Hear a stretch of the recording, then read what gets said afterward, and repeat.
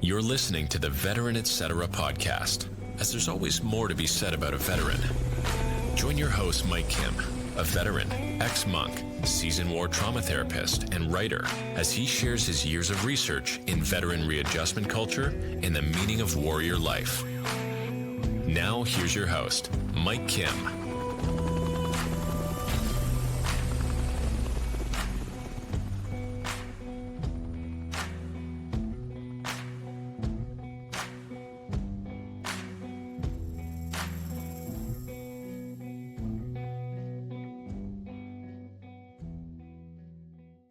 Veteran Etc. This is a show regarding veteran readjustment culture, not just about veteran movies, TV shows, books, comic books, figures. This is about the intersubjectivity of veteran life, about those involved in the military and the different conversations tied to what it's about to be in the military, before the military, during the military, and after the military. Right now, we've got a fantastic, phenomenal guest, Jake Zweig. And, I'm going to make this intro, but, I'd like him to kind of fill in the gaps. But this extraordinary individual is a Navy SEAL veteran who's a graduate of the Naval Academy, wrestled as an elite NCAA Division I athlete. He's a scholar, entrepreneur, received an MBA from University of Michigan. And, he's just a stellar person all the way around. And, he even was part of the coaching staff at University of Illinois, their football team. And so welcome, Jake. And can you, fill in the gaps, anything that I missed? No, you ain't missed too much. I got 3 kids and a wife. That's the thing. Like my number one calling card right now is to be a good father, raise 3 great kids, and as much as I think about long-term leadership and, I got a company now, I got a couple companies, and it's crazy because I was killing myself about, I guess my mom passed in February, I think she passed, whatever, 14th or whatever she passed. And I didn't go to work for a month. And right before that, I was kind of giving myself the business because my team wasn't autonomous yet. Right. And I've been at it for 18 months. I mean, it normally takes me 6 months to make an autonomous team. Right. Like, it don't take me a long time. And I was kind of giving myself the business. And then I disappeared for a month and the team went straight up autonomous. And now I haven't been back. So, that's how it is. I tell everybody when I build a team, I expect it to get better when I leave, not get worse. Let me ask you this, Jake. What is essential in regards to team building? Just because you've got that behind you, and I think that you've got a lot to offer for people. So it's interesting you're saying that. I got, I tell everybody, man, like there's so much talent in the world right now, but most of the time, you have so many biases that you grow up with, right? Like you grow up in Iowa, you got biases, right? You grow up in inner city New York, you got biases. And a lot of people can't get through those biases when they're trying to find leadership. And as I tell people, like, I don't have any biases really, right? Like I try to hire good people, I hire good people. But then at the end of the day, like if you're capable, I'm going to feed you. Okay. And as long as you keep eating, I'm going to keep feeding you. So the example I'm going to give you, man, I got a young lady working for me right now, man. She's a complete rock star. Okay. She came to me. She was working at the PX as a checkout lady. Okay. She wanted to kind of change jobs. She came to me. She was a driver. So she had a college. She's working on a college degree. So I said, hey, man, I'll pay you $20, Alexis. I need some help getting this stuff done over here. Boom. Every couple of days she called me. Hey, Jake, I need $100. Venmo me. Okay, cool. Boom. Hey, Jake, I need a couple $100. Venmo me. Okay, boom. So then we started October 13th. And I had another wonderful woman that helped me get started. But she kind of ran out of capability. And so it was a Friday evening. We didn't have the schedule for Sunday. No one knew when they were working. And so I called Alexa. She was on the road driving. I said, hey, you're going to come in and do scheduling tomorrow. I'll have it done tomorrow, but you're going to come in here tomorrow. You're going to figure this out. And she was like, okay. So she came in the next day and worked with the other lady that was working for us. That was awesome. And maybe 3 hours later, she's like, all right, here's what we're going to do. We're going to use ADP for scheduling. We have GroupMe already. I'm going to put a GroupMe schedule out every night. Boom, boom, boom. She ain't looked back. So I did the first payroll that Monday, promptly spent an extra like $7,500. Next week, I told her, hey, listen, you're going to do payroll too. You got payroll, right? And so if you looked at her, 21 years old, full tattoo sleeves, African-American female with crazy ass hair, okay? Doesn't talk much. Not, she gonna listen a whole lot, but don't talk a lot. No one would pick her out of the crowd of being a rock star, right? But because I don't have no biases, I just kept feeding her. She kept eating. So here we are. We coming up on 2 years, October 13th. She's been running the company for the last 23 months.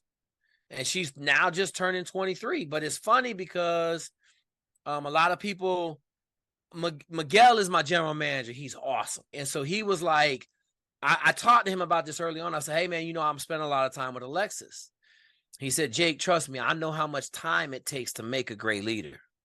And it was really awesome because a lot of people would be like, yo, he's giving her a lot of time, right? Like in the beginning, man, we had hour walks, right? We'd take laps around the building like, hey, you're not handling this right. This is how you need to look at it. We read a lot of books. We read Negotiating or Never Split the Difference. We read some sales books. We read, I had to get her from her little sophomore year in college. Well, she was a junior in college.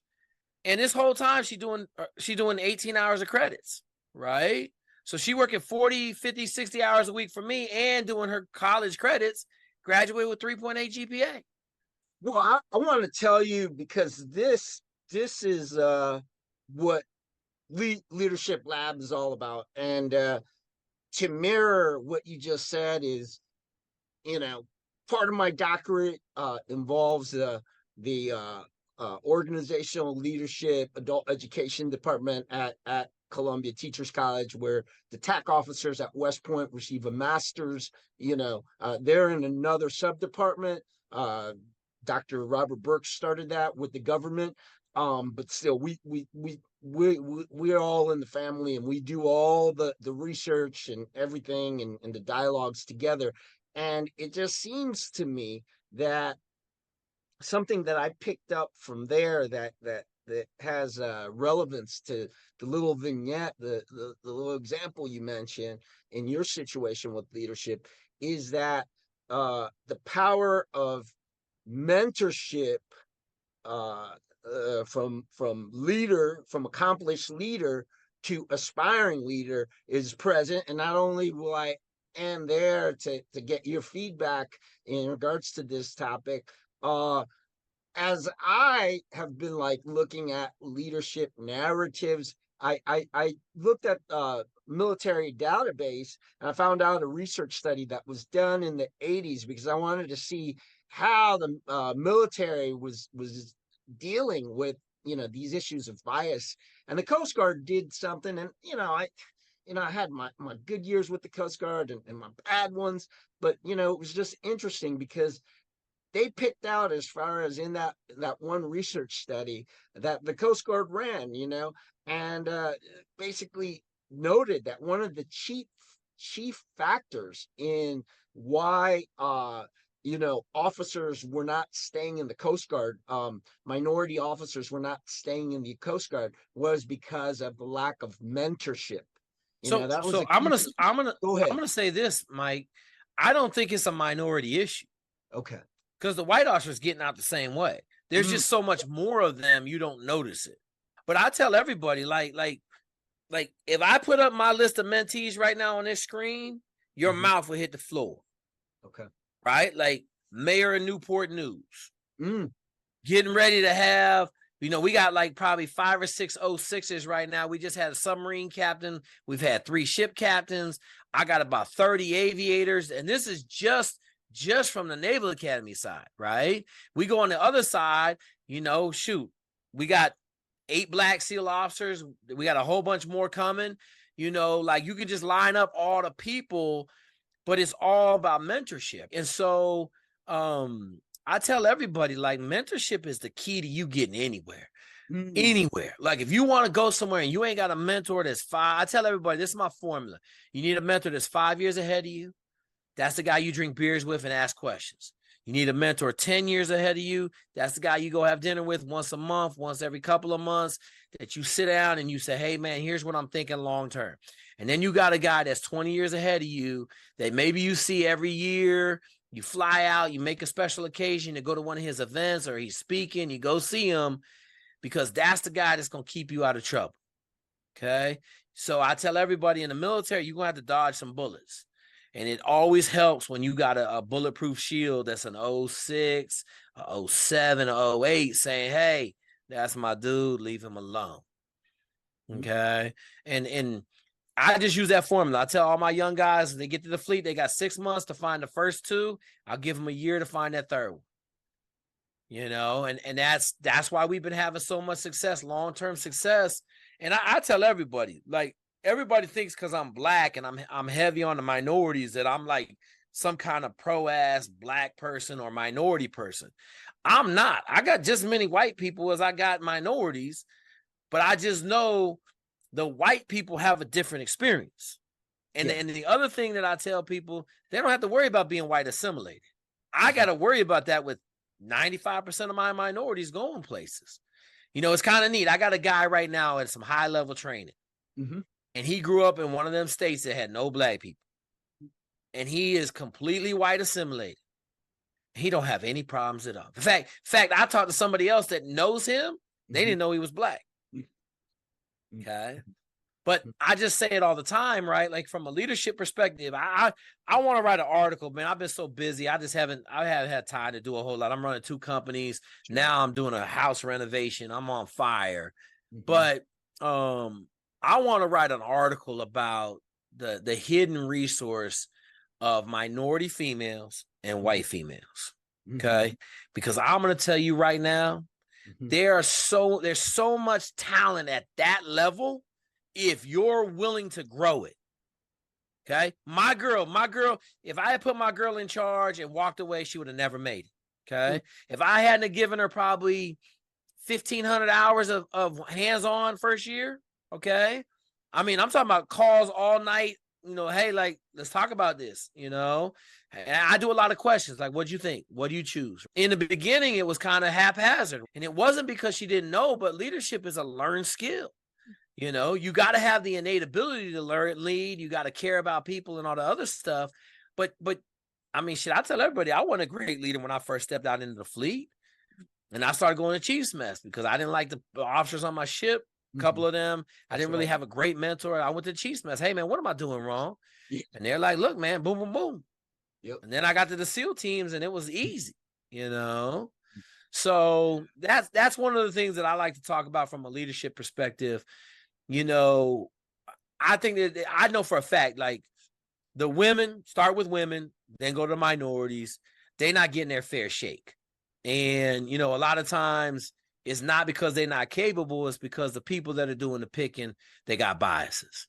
And that's the thing. There's a difference between bias, and this is what you don't hear about in a lot of the media, whether it's CNN or Fox News, and that whole thing of bias. It's not an issue of immediately looking at racism and discrimination and all this kind of stuff, but you're breaking it down from a scholarly perspective and a practical perspective, in the sense that bias does occur, and it has been studied on many, many different levels, not just looking at the issue of race, gender, ethnicity, etc. But you're saying that freeing yourself from bias, this is what I'm getting, freeing yourself from bias and being the monk guru wannabe. But we all know I was a 10-year monk, that freeing yourself, that the monastery for me helped me do 10 years of freeing myself from bias. In other words, you don't choose, you don't choose your brothers, in the monastery. It happened 9/11. We had all these people, from Africa, South America, and everything. 9/11 happened, and they're like, so what? We experience death every day. And I got angry, almost got violent in the monastery. But, spending a year living with them, understanding where they were coming from, really exposed my mind, towards escaping bias. And I learned to love my brothers. Are you familiar with the leadership reaction course, officer reaction course that the Army uses? Well, okay, so I tell everybody, this is where I got it from. Okay. So the Marine Corps, it's called the officer reaction course. It's cinder block walls. You go in there in squads. In the Marine Corps, it's 4 people. In the Army, sometimes you'll see them, like 7, 8 people, and you got to solve these problems. Okay. But I tell everybody, so I turn it into dynamic leadership discovery. Okay. I take it, I apply it to corporate America. All right.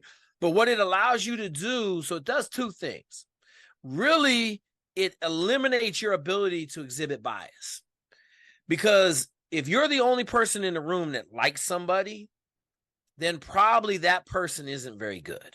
And so what happens is you got a little bit of groupthink going on, but you're looking objectively at people's behaviors, their body language, and their performance. And you're making decisions based on actions, not interviews. Okay. So I don't, like, if I have my way, I don't interview nobody. Like, even when I was in corporate America and I was murdering it, we hired 49 of my hires in an 18-month time period turned out to be rock stars for the company. It got so bad that they made me interview everybody. And so I stopped interviewing. My interviews are only 5 minutes long. That's all I'm giving you. Okay. And I like to tell this story. So shout out to my girl, Kristen Argy. She's out there. She came to us from the runway of Ford. She was a Ford runway model, 23 years old. So I'm sitting at my desk. She's my next interview. I get a phone call from State Department. We got a big contract over there.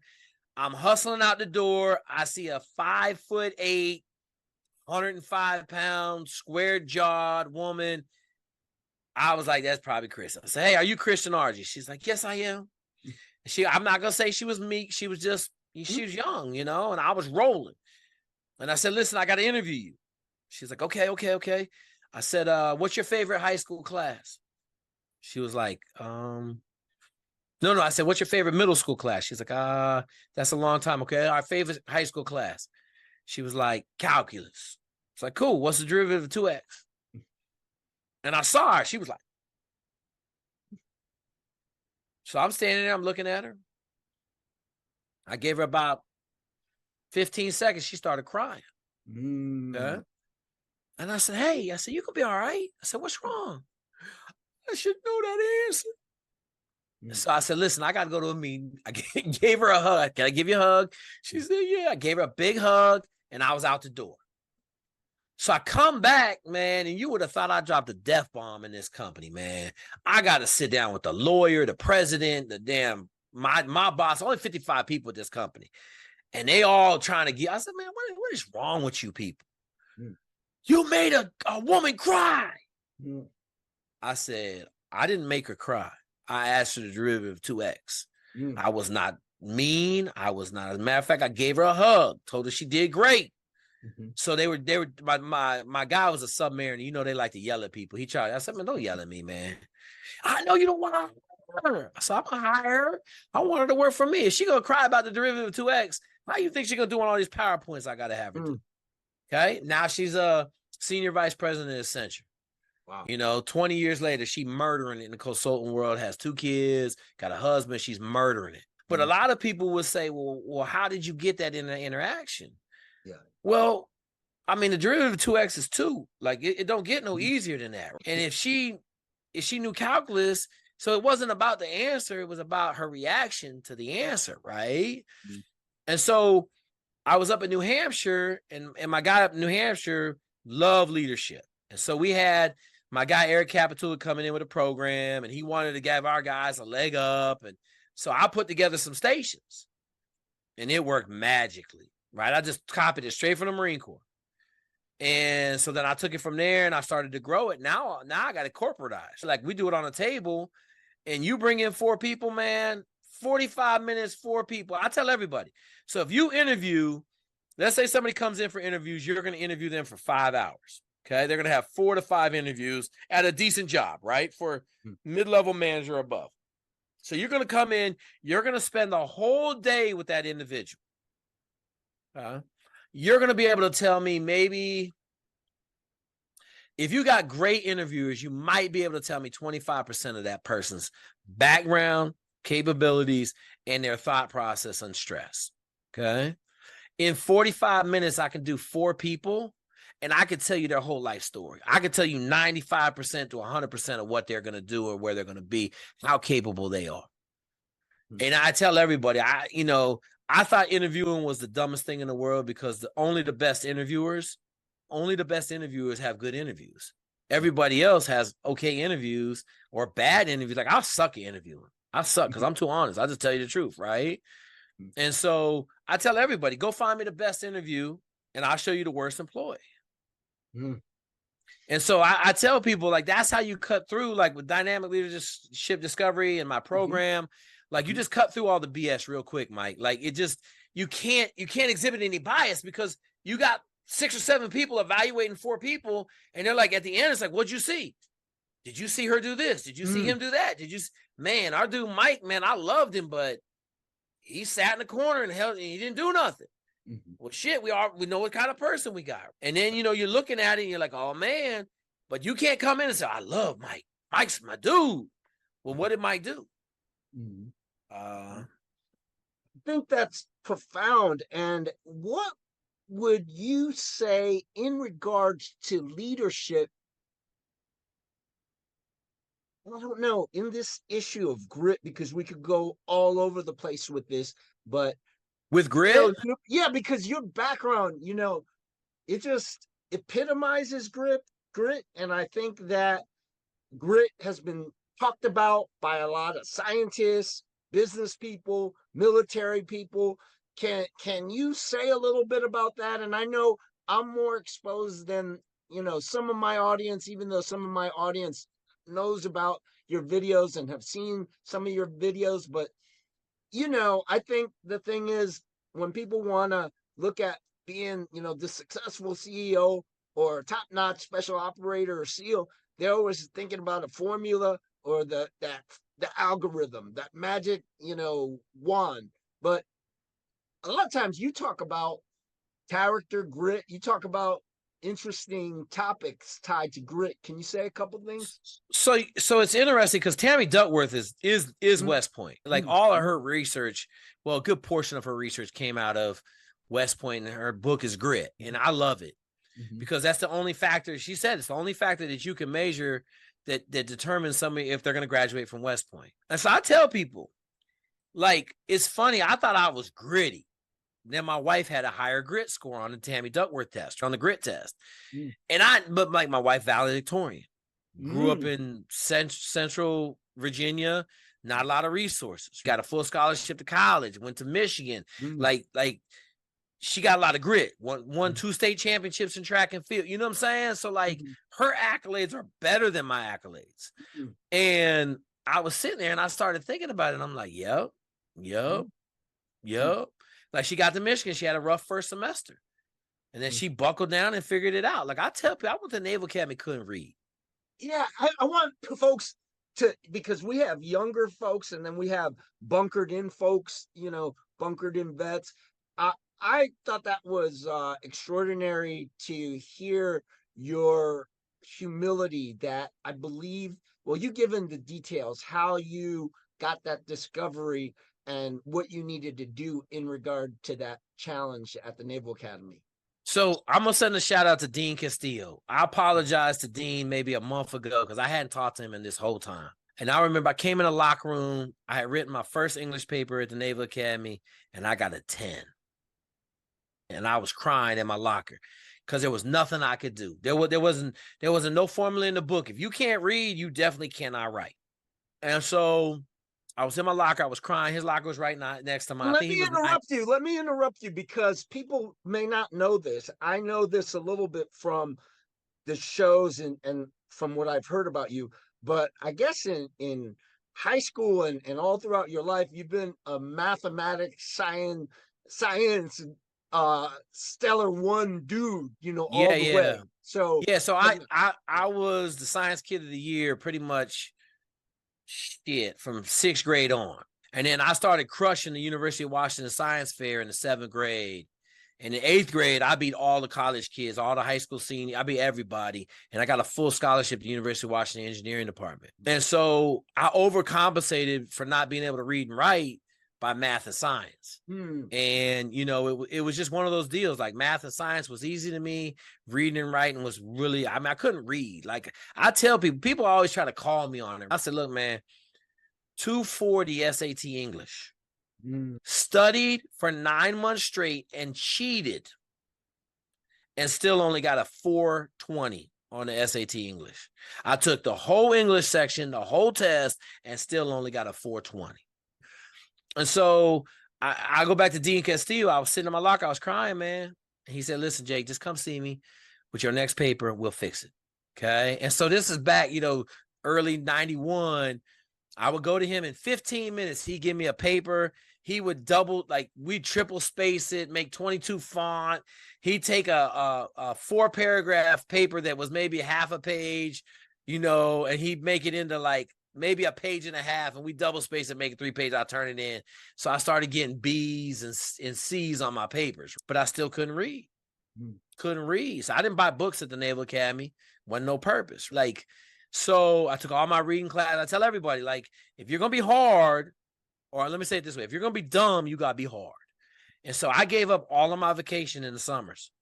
I took 2 summer schools. Every summer I was there, they were always the reading and writing classes. Okay. I was strategic about how I got through the place, but I was also really gritty. I had A's and B's and everything else. I tell people I had a D in English and a 3.0. And so that's what saved my life, because I sucked at military performance for the first 3 years because I was so pissed off because I didn't know I was going to a military school. But the genesis was a special operations female, first special operations diver in the Navy. Okay, big 6 foot tall swimmer from Florida. She used to wear Laura Ingalls dresses. I cannot find her. I have her name. I don't know if she passed, but I've been trying to find her for 30 years, track her down, and just say thank you. So I tell this crazy story. We came into class. It was leadership class. She up front her little Laura Ingalls dress, and she put an overhead on the thing, and I was reading. And I was like, man, this overhead been up here a long ass time. And I kept reading. So I finished. And my boy Grover Favors sitting right next to me, my homeboy from Atlanta, running back on the football team. I said, Grover, I said, yo, I just finished the overhead, dude. That was like the first time ever. He's like, hey, man, he hit me. He said, good job, Jake. Good job. So I was like, all proud of myself. I was like, oh my gosh, we're getting somewhere. So fast forward in the class, she called me up to the front of class and said, Jake, you got 3rd period free tomorrow. I need to see you in my office. So I had been in a lot of trouble. This was first semester, 2nd year. I had been in a lot of trouble. I had gotten in trouble for everything. Nothing major, just Naval Academy stuff, making faces at people and just being disrespectful. And they didn't like me because I had 3.0 and I was playing football, period. And I wasn't very humble. I would just bet, fuck you, I don't care. I'm crushing this shit. I'm crushing grades and football. That's all that matters. Your shit don't matter. That don't go over well at Norwich or the Naval Academy. You're like James Franco in that movie, Annapolis. Yeah, bro. Yeah, you were you were the rebel with the cause. Yeah, and I was smart, so they couldn't get me. So anyway, long story short, I came back. I had a powwow with my roommate Bo Shapp, who went to Westbury High School in Houston as a Russian immigrant. And I was like, bro, what happened? He's like, I don't know, Jake, man. What did you do? I was like, I haven't done nothing in her class. I haven't nothing, man. I sit next to Grover. We just sit there and learn. He's like, I don't know, Jake. I don't think it's going to be good. And it was towards probably November timeframe, like early November, before the finals. So I came in her office and I never forget it, man. It was one of them, you got them at Columbia. You know that old oak office with dim lighting, and there was a desk lamp on. It was like it was like an interrogation room, you know? And I came in and she was sitting behind the desk and she got up and I was like, hey, ma'am, you know, you told me to be here third period. I'm here. She's like, sit down. I said, yes, ma'am. So I sat down. She's like, look, I'm going to cut the bullshit. You don't know how to read. And I was like, come on, man. I know how to read. What are you talking about? How do I get into this? I have my spiel down, right? Like, how do I get in the Naval Academy if I can't read? What are you talking about? Like, she said, you know, it's interesting. She said, I know you were smart, real smart. She said, I knew if I just called you in here and just told you can't read, you'd have a plan for that. She said, let me ask you something. She kind of sat back in her chair. You know, she's not little. She's a big 6 foot tall, wide shoulder swimmer. She was like, you remember the overhead yesterday? And as soon as she said it, I said, oh, man. She said, how long do you think it took the average person in the class to read the overhead? And I was quiet now, right? Like now the gig is up. You ain't getting by this one. Because I know I was reading the overhead for a long ass time. She said, okay. And I wasn't saying nothing because, you know, at some point you just got to stop talking. You ain't going to just be quiet and what's happening is happening. So she said, hey, man, she said, it took the average person 30 seconds to read the overhead. It took you 11 minutes and 30 seconds to read the overhead. It was 150 words, Jake. It took you 11 and a half minutes to read 150 words. So I still was quiet. She said, it's okay. She said, I've talked to every teacher, and this is a special operations person, right? They're not going to go into something not having all their homework done. She said, I talked to every one of your teachers.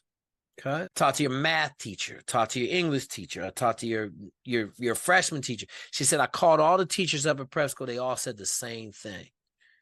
You sit in the front of class, in the front seat, you never turn in any homework, and you get 87s on tests. She said the English teachers said you hand in crazy ass papers, but they're written really well, and they question whether you wrote them. Okay. So I said, that's okay, ma'am. I said, are you going to tell anybody? She said, no, I'm not going to tell anybody. She said, but I'm going to make you a deal. There's a learn how to read class. We had Christmas class. I don't know if you had them in Norwich, but we had Christmas classes at the Naval Academy. So like normally about 30 to 40 people don't go home for Christmas, right? Like the prior enlisted. So they have a class for them, like a betterment class. And so that year they had learn how to read, man. And she was like, look, you got a B in my class right now or a C in my class right now. If you agree to go to this, I won't tell nobody. And I'll give you a B in my class. And I was like, ma'am, I'll do anything you want. Anything you want me to stay, anything you want, I whatever you want. So I stayed, man. And it's crazy because one of my good friends, TT, was in a class with me, and I don't remember anything. I just remember how hard the class was, and it was crazy. It was a speed reading class. So you draw these dots above the lines, and then you read on the dots, and then like a month later, like I was reading whole pages at one time, boom. And then pretty soon, like I could just flip pages, and it would be a story in my head, like it would be almost like I was watching a movie. And TT was in there, and so we used to have to read out loud. And she was like, Jake, we would all be hoping he would call on you because you would be like, Joe ran into the wall. She said, I thought it was in first fucking grade. She said, you don't know this, but every day you had to read, we would be crying. And I'm like, TT, she's like, but you did learn how to read. But, you know, I was a couple of things that I haven't done well over life. I haven't went, you know, Mrs. Wyrick in the first 3 grades. Mrs. Wyrick was my first grade, second grade, and third grade teacher. You know, I did okay later on, just giving people their kudos. But like, she's the one person I haven't been able to reach back out to and just be like, look, like you changed the track of my life. But I tell everybody I still can't write. And Well, I got one more thing for you on grit. Because this is something that I think people need to understand. I'm not a big fan of like excuses. I'm not a big fan of like empowering myself to not be able to do something because I don't have the capability. Like if you ask me to write, a 25-page something and I can only use my own resources in my head, it probably not gonna get done. You could offer me $10 million, I'm probably not gonna be able to get it done. So for the GMAT, you had to pass a writing section. I studied for the GMAT for 5 months like an animal. And at month 3, I didn't get anything above a 1 on the writing section. It's out of 6. So here comes that grit. You know what? You're not gonna be able to fix this writing shit. Like, let's just be honest, okay? Let's just fucking memorize 3 essays word for word, 1,000 words. Just memorize them, rote memorize them, and we'll pick the best noun to go with the best one we memorize and just regurgitate it. So I sit down on the test. Okay, that essay fits here. Boom, word for word, straight out of Princeton Review. Second essay, boom, word for word, straight out the Princeton Review. 5.5 out of 6 on the writing test section. Wow. But then I got to Michigan and they're like, you fucking are illiterate. Like, I'm here. All right, I got one more story to share. Because this is kind of the trilogy of my illiteracy. So my second class is at Michigan. So my second class from the Naval Academy. My sophomore, when I was a freshman, is at Michigan. So he's walking by the admissions office. And the admissions director calls him in and says, "Hey, Shropshire, I need you to look at this application.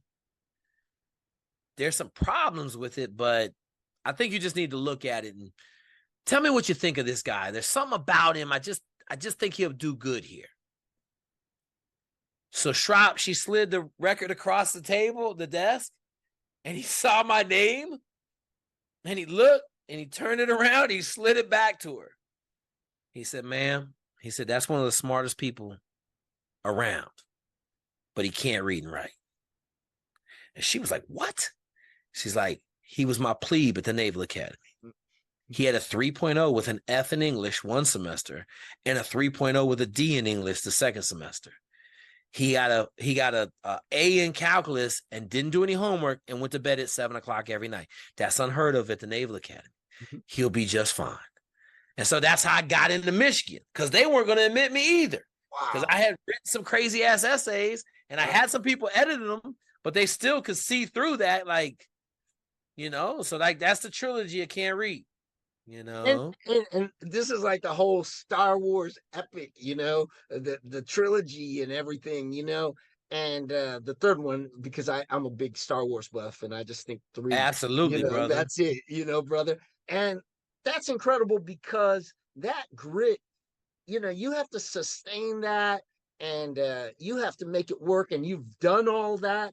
Let me ask you this: do you think, because some folks might, I don't know, just get caught up with, I came from a broken home and all of this, and, these limitations. What, can you share a little bit about that grit? I know that, you mentor a lot of young folks who want to be SEALs and special operators, Rangers, and Green Berets, and they may be looking for the right type of background. And I was just wondering, can you say a couple of those things? Because I think about Officer and a Gentleman and Richard Gere and that, and Lou Gossett Jr. was just like down, dogging him out, smoking him. And he was just like, he was like looking for character. And in a way, he just like saw that, but he was bringing it out of Richard Gere, who came from like this real broken background. But that's a movie. And I'm just like, this is a cultural studies oriented show on the military. I was just wondering if you could give me some feedback on so this. I'll give you a prime example, man. My kids, everybody's kids are addicted to tablets. So we got this house we're renovating, and I said, man, we started hard work maybe 4 months ago. And in the beginning, there was a lot of complaining. 4 months later, what I figured out is if they don't do hard work every weekend, there's going to be some complaining. Now, it's 105 right now. So I kind of came off the hard work, but we were doing house renovation. Them 3 kids with regular hammers took down a whole chimney. Not a chimney, but a fireplace. 1 brick at a time with regular claw hammers. Okay. And they got mad because I had this little machine and I was able to take the other one out. But they worked on it for 3 days with claw hammers. I didn't care that they weren't efficient. I didn't care. They just doing hard work. And I said to myself, like, I grew up on an exorbitant amount of hard work, not because my dad was being a dick. We didn't have no money. Okay. We heated my house for the first 10 years I was living there with wood. So that's 5 quarters a winter, you know, I tell everybody my famous story is the 24-hour wood permit at Fort Lewis once a year. Like my dad could outwork anyway. My dad was tough as nails and he would cut wood for 24 hours straight. And then we would split wood and then we would carry wood back the next day. And I just remember like it was an ordeal, but you know, at 6, Dad, I'm tired. Go lay down, take a nap. Boom, lay down, wake up. He's still working. Well, shit, you ain't got nothing else to do. You in the woods. Ain't nothing to do. You might as well get back to working. And pretty soon, you know, by the time you're 10 or 12, you're like, all right, let's go. You know, I knew my chores were going to be to stack all that wood. He'd come home, we had a dump trailer. We dump it in a driveway, and then I would stack wood for the next 3 weeks.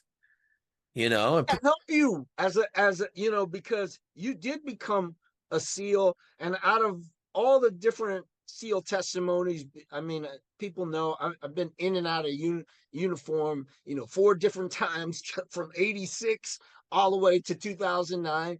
And, you know, so I met a lot of SEALs and different special operations folks and Marines, all this. But when I hear you and your testimony of like buds and being on the teams and everything, I'm really impressed because you, how can I say it? It's not that you have this demeanor of a cakewalk, but that you took those challenges on, you know, head first like a samurai and had no apologies about it. So I just think like if your grit is high enough, right now, I'll tell you another story because this is, I look back and I'm like, oh, where'd it come from? I know where it came from, man. Like I had chores every day. Every day I had chores, man, and they weren't easy chores. Like we got a 300-foot rock wall in front of my house. I carried every rock down there, every rock. Like we got a cylinder wall, retaining wall. Every cylinder I put up there. My dad would come home from work. He said, hey, back of the truck, there'd be 30, 40-pound, 50-pound cylinders back there. We had 30-pound, 30, 40-pound cylinders, cement cylinders. I go stack them on that wall. And so I tell the story that, you always wonder, like, I won a state title in wrestling, and then you get to college and you wrestling. But I'm going to tell you when I figured out I was different.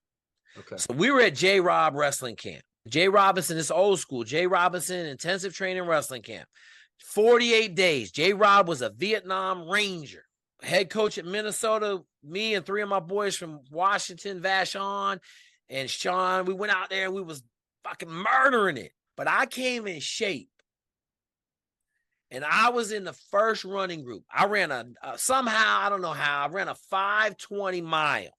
All these dudes ran 5:10s, 5:15s, 5:30s. They were out of shape. I was in shape. So, maybe 3 or 4 days in the running, all these dudes starting to get in shape. Like I'm getting lapped on the morning run. I'm getting negatives every day on running. Every day I'm getting negative feedback. So you get, there's a positive for the run. One person gets a positive. The other person, then the worst person gets a negative. I got the negative every day from day 3 on for every run. You do 2 runs a day. You do every other day. You got 2 runs a day. And then there was wrestling practice. I was doing good in wrestling practice, but on the runs, I was getting murdered. So one night, it was like, call it Friday night. We had practice. Like, so you only get Sunday morning off in J-Rob. You're training Sunday afternoon. So there were some kids outside, and they had got caught with girls in the vacant lot next door. And so one of my favorite instructors was out there, and he was running them, but he was being really loud, like screaming at them. And they were having to jump rope, all this stuff, man. And I just remember, I was like, they need to shut up so I can go to sleep. So I yelled out the window, hey, man, hey, shut up, man, I'm trying to sleep. And I was like, and everybody in my room, like, they were like, what are you doing, man? Shut up. And I remember I was just getting back to my bed, and all of a sudden I heard, Jake, shut us down here right now. I said, oh, man. And it was my dude, Shannon. And I had known him. He was at the camp in Washington. And so I remember I went down there, man, and I had a great attitude. I was like, shit, what else I got to do? Like, and I had to do 500 jump ropes. I couldn't jump rope. Then I had to run around the lap in like a minute 40. It was around the block.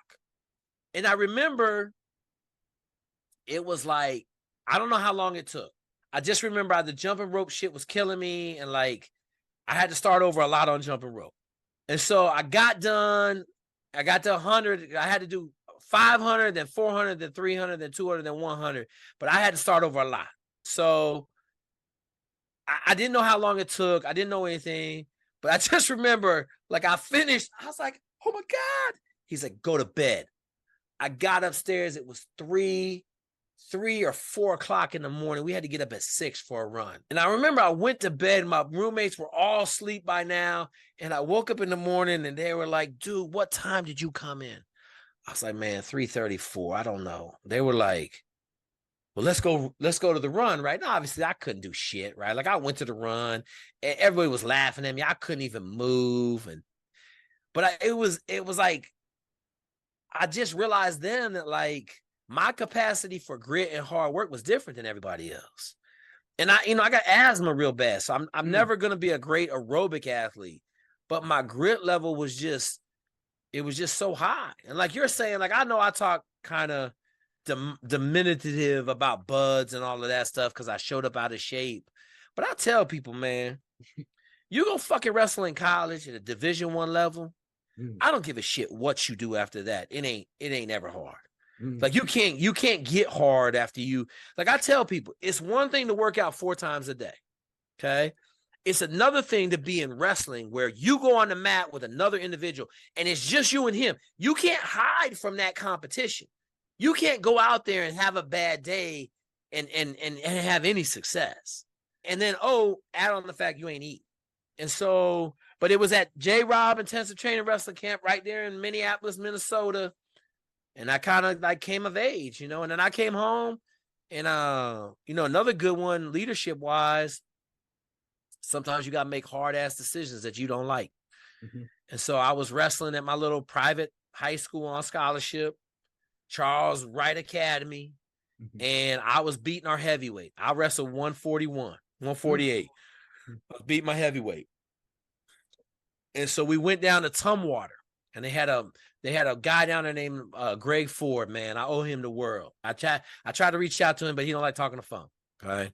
So Greg Ford was down there. He's running a phenomenal program. And I just remember it was 95 degrees in the room. And I was the only guy to finish practice. And I had drank 2 gallons of water and I lost 14 pounds. Okay. And I was driving home with the team on the bus, and I said, I got to go there every day, man. If I want to win a state title, I got to do something different than these last 2 years where I got to states and just got trashed. So I called my mom, I got home, talked to my mom, and said, Mom, I'm going to go to Tumwater every day and wrestle.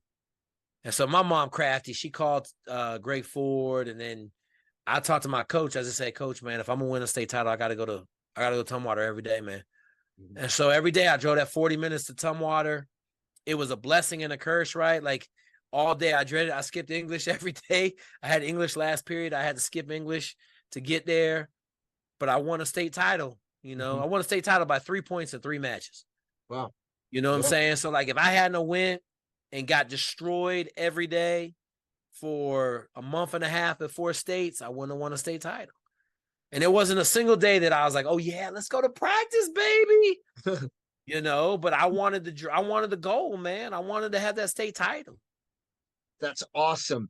And so you found, you found a way to get to your destination. That's what Aristotle was basically talking about, to figure that out, to reach that goal, eudaimonia, that happiness, that flourishing, that thriving, that whole, all the warriors, Alexander the Great, that's what they talk about, figuring it out. Alexander would be told by generals, do it this way, do it that way, all that. And I forgot, was it the Battle of Gaugamela? I'm not sure. It was one of those battles. I think it was featured in the Oliver Stone movie with Val Kilmer, I think. Yeah. One of those guys, Brad Pitt. But yeah, he's like thinking in his mind, much like what you just said, how he's gonna win that battle, and that's what you did. So you talking about that movie, right? Achilles. Yeah. I tell everybody my favorite scene in that whole movie is when Achilles goes out there and kills that big dude.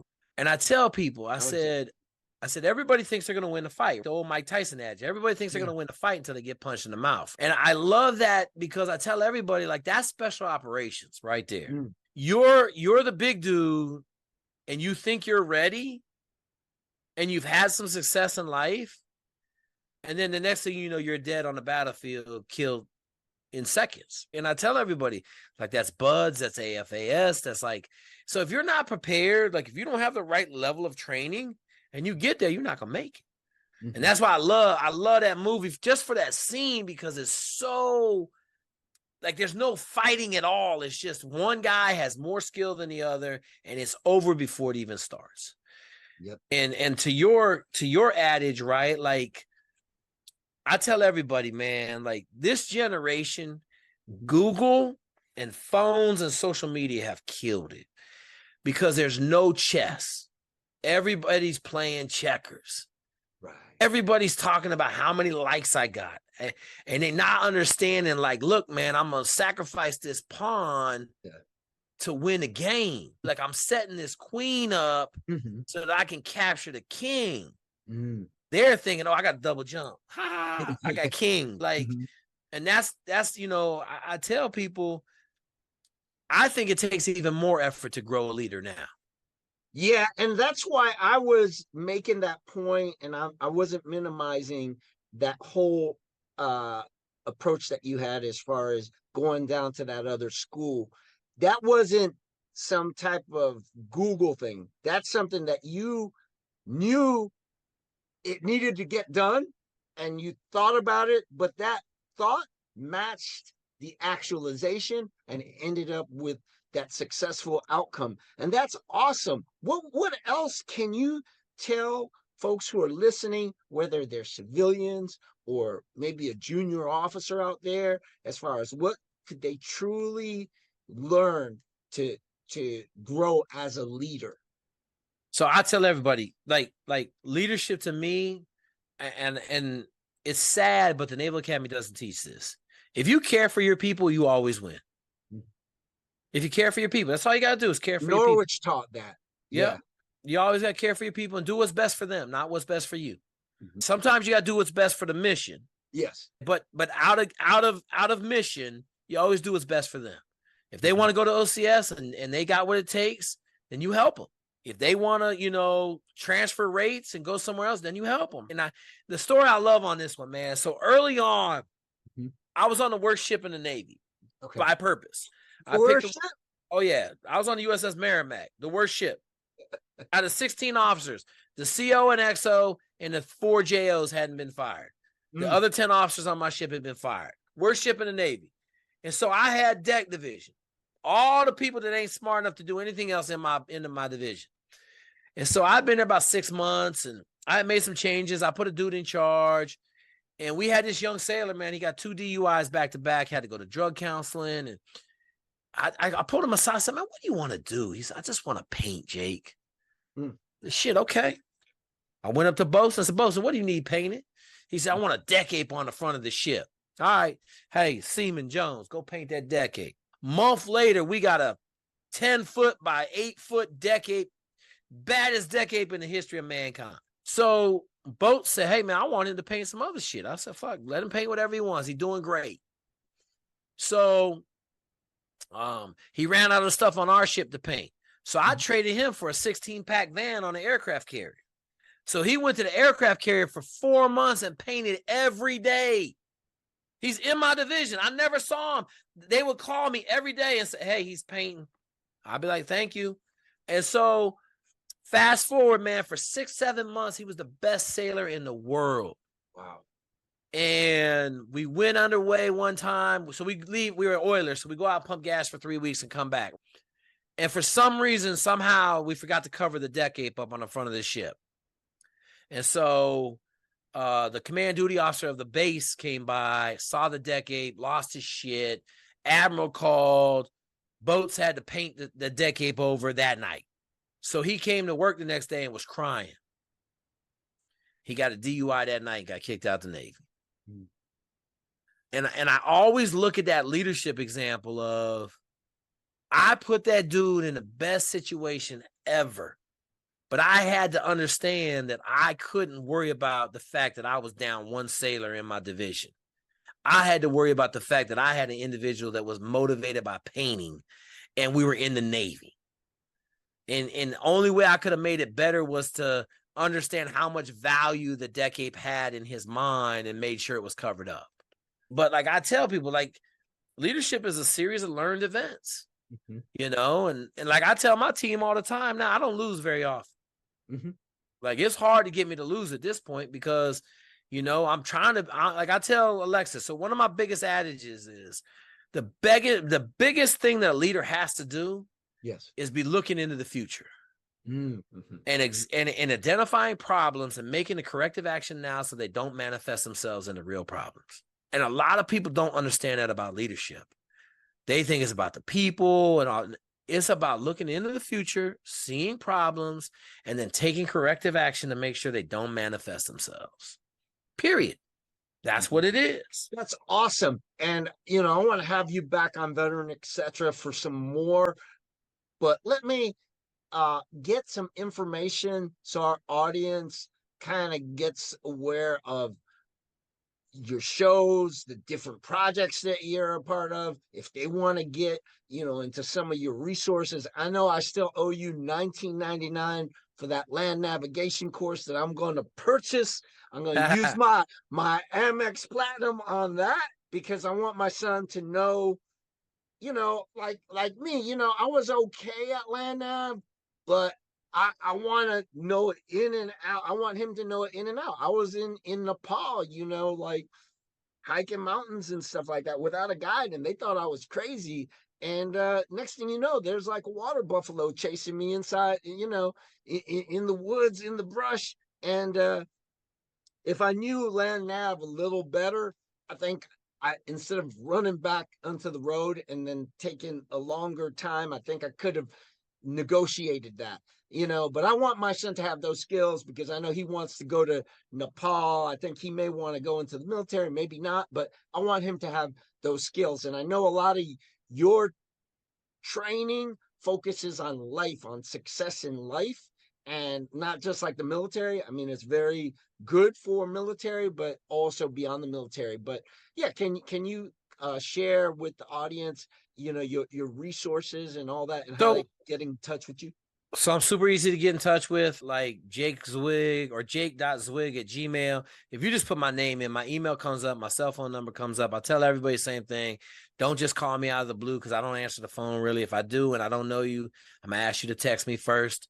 But you could always send me an email. I got jakeswig.com for the masterclass for SEAL training and the land navigation class. The dynamic leadership discovery. Right? Yep.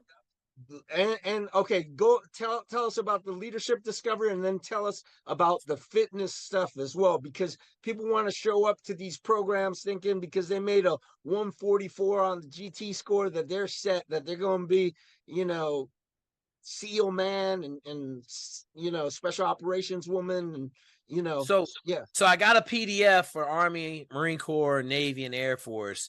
And really it's just a combination of everything you need to do to be successful. But I made it so I don't have to answer no questions on working out. Really, like, everything I do is to limit the amount of interaction I have with the 90% of the people that ain't going to make it. And so I got that. Just email me. I got this awesome bot. So, everybody thinks that I'm military. And what they don't understand is, like, I got 15 surgeons right now.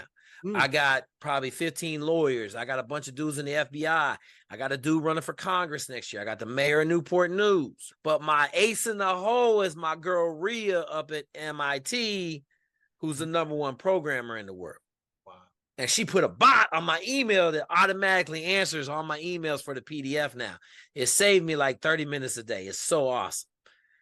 Sometimes it responds to anything with a request for a PDF with the workout. So I can't help it. As long as it's answering the right emails the right way, I don't care if it answers a couple wrong emails the wrong way. So, but yeah, I just tell everybody, like, I'm easy to find.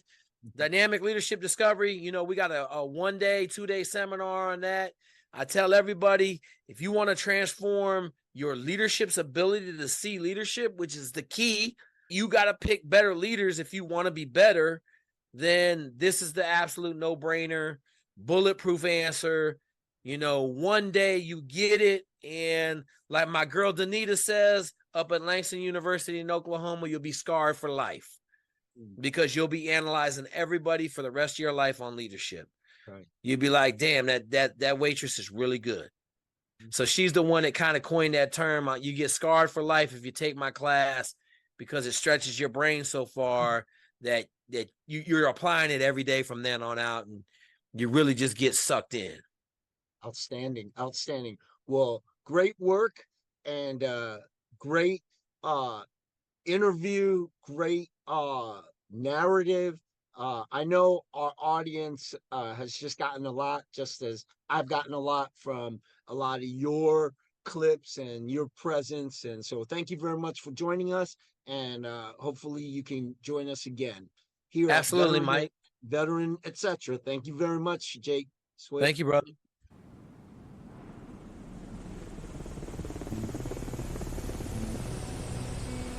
Veteran Etc. invites you to join us again with your host, Mike Kim. If the content from this podcast is informative to you, please share the podcast with others. Give a like and/or post something you learned from the episode on social media. If interested in other truly informative podcasts like Veteran Etc., check out cominghomewell.com for a listing of other veteran-based podcasts. Thank you for tuning in.